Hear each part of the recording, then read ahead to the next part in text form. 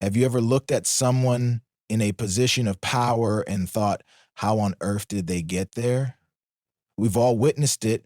People who seem thoroughly incompetent rising to positions of authority while more capable individuals remain stuck in the shadows. History is littered with examples. Emperor Nero fiddling while Rome burned, medieval monarchs waging disastrous wars over petty grievances, or modern corporate leaders like Elizabeth Holmes building a multi-billion-dollar company on technology that never worked. These stories aren't just anecdotes. They reflect a pattern so common it feels almost deliberate. But what if it is? What if there's a twisted logic behind why the least qualified often end up with the most influence? To unravel this paradox, we must turn to one of history's most misunderstood political philosophers, Niccolò Machiavelli. Exiled from the political life he loved in 16th century Florence, Machiavelli penned The Prince, a treatise so brutally honest about power dynamics that it became synonymous with manipulation and ruthlessness. Unlike idealistic philosophers who pondered how rulers should behave, Machiavelli focused on how power actually worked in the real world. His insights reveal why stupidity and power frequently go hand in hand, not as an accident of history, but as a consequence of human psychology, institutional design, and the dark art of perception management. Machiavelli's core observation was simple yet revolutionary. Perception often matters more than reality in acquiring and maintaining power. Everyone sees what you appear to be, he wrote. Few experience what you really are. This principle explains why genuinely intelligent individuals often struggle in power structures. Intelligence brings nuance, ethical deliberation, and self-awareness, qualities that become liabilities in environments where bold assertions trump thoughtful analysis. Consider Socrates, whose relentless questioning made him a philosophical giant but a political failure, versus populist leaders who rise by offering simplistic certainties. A 2017 study in the Journal of Management found that beyond an IQ of 100, management found that beyond an IQ of 120, higher intelligence actually hinders leadership emergence. Why? Because this brings us to a psychological phenomenon that explains much of our collective poor judgment, the Dunning-Kruger effect. Identified in the 1990s, this cognitive bias reveals that people with limited knowledge dramatically overestimate their competence, while genuine experts underestimate theirs. Shakespeare captured this truth centuries earlier. The fool doth think he is wise, but the wise man knows himself to be a fool. Modern research confirms that overconfident individuals are more likely to be perceived as leaders regardless of actual skill. A 2020 study in the Journal of Personality and Social Psychology found that peers consistently mistake confidence for competence, electing narcissistic personalities to lead even when their track records suggest disaster. History is rife with examples. General George Armstrong Custer's unshakable confidence led to the massacre at Little Bighorn, yet his bravado earned him rapid promotions. In the tech world, figures like Adam Neumann of WeWork secured billions in investments through visionary rhetoric, despite shaky business models. Japan's Masayoshi Son lost $70 billion, 0 cents on failed ventures, but retained investor faith through sheer force of personality. These cases aren't exceptions. They're the rule in systems that prioritize charisma over substance. Oh, but why do we fall for this? The answer lies in evolutionary psychology. Our ancestors relied on mental shortcuts to survive. Quick judgments about who to follow in a crisis. Confidence signaled decisiveness. Certainty suggested control. These heuristics worked in simple environments but fail catastrophically in complex modern systems. When faced with intricate challenges, climate change, economic inequality, public health crises, we still gravitate toward leaders who offer simple solutions. Nuance feels like weakness, uncertainty reads as incompetence. Machiavelli understood this vulnerability. He observed that weak leaders surround themselves with even weaker subordinates, creating a self-reinforcing cycle of incompetence. The first method for estimating the intelligence of a ruler, he wrote, is to look at the men he has around him. Insecure leaders purge talented rivals, filling their inner circles with sycophants who won't threaten their authority. This phenomenon, termed competence threatening by organizational psychologists, explains why capable administrators in Emperor Commodus Rome were replaced by entertainers, or why modern corporations stagnate under CEOs who prioritize loyalty over merit. Institutions are dire.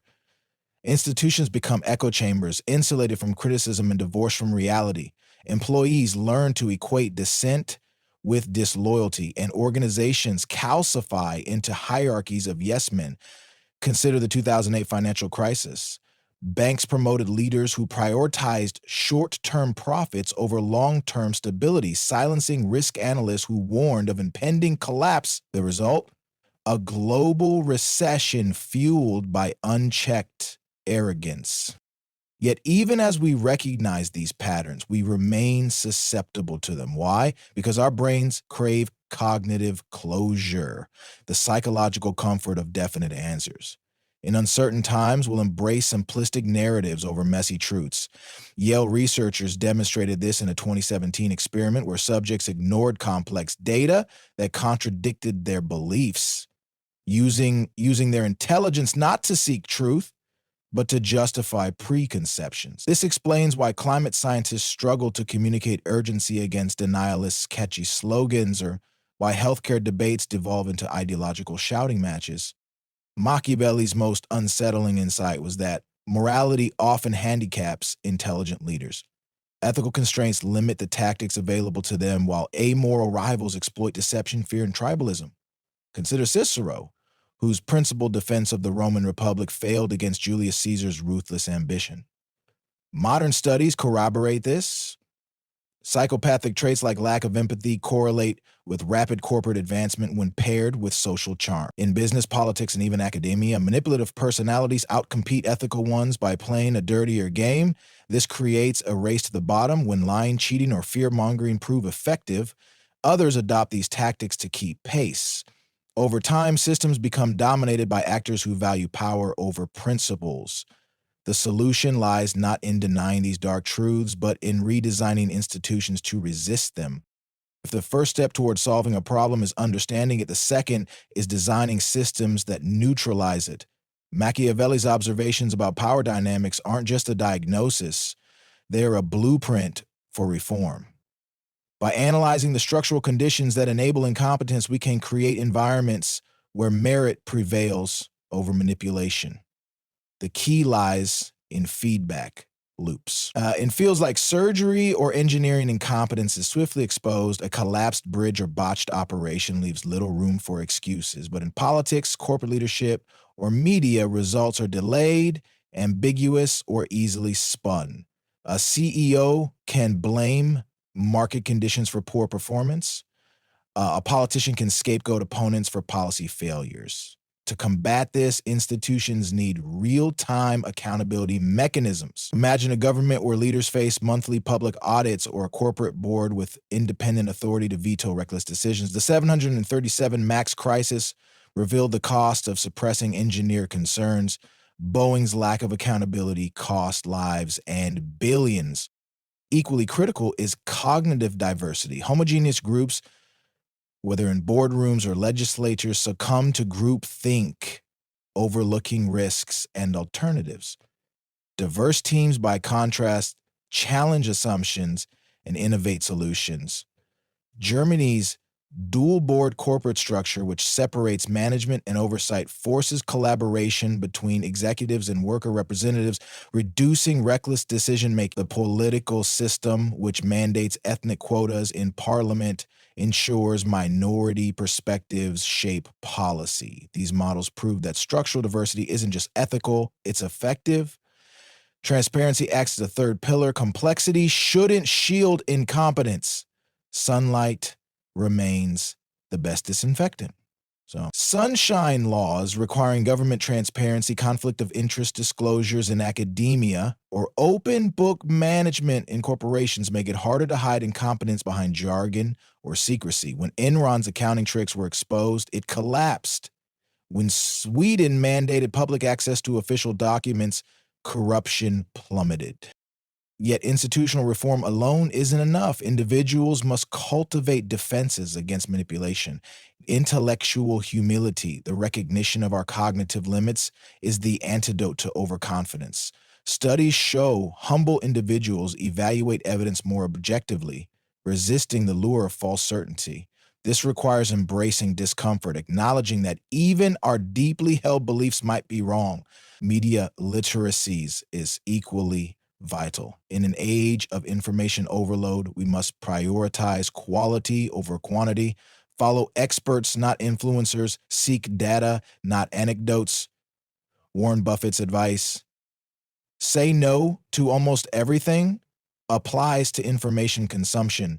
Curate sources that value depth over clicks, and practice premortems, asking how could this information be misleading before accepting it. Finally, philosophical reflection grounds us in timeless principles. The Stoics practiced daily self-examination to avoid emotional reactivity. Confucius emphasized the morally cultivated person as society's foundation. By stepping back from daily chaos, we regain agency over our thoughts and choices. Machiavelli's true legacy isn't cynicism, it's clarity. He forced us to confront power's dark mechanics so we might build better systems. It is not titles that honor men, he wrote, but men that honor titles. Authority deserves no inherent respect. It must be continually earned through ethical action. Consider modern experiments in meritocracy. Estonia's e-governance system minimizes bureaucratic corruption by digitizing public services. New Zealand's well-being budget evaluates policies based on citizen happiness, not just GDP. These innovations prove that systems can be designed to reward competence, but let's not romanticize the challenge. Incompetent leaders adapt, exploiting new technologies and anxieties. Social media's rise created fresh avenues for manipulation. Bots spreading disinformation. Algorithms amplifying outrage. Deep fakes eroding trust. The 2016 U.S. election and Brexit referendum revealed how easily democratic processes can be hijacked by bad actors, weaponizing stupidity. Yet history also offers hope. The Enlightenment emerged from centuries of religious warfare. The civil rights movement overcame entrenched bigotry. Progress hinges on moral courage, the willingness to speak uncomfortable truths.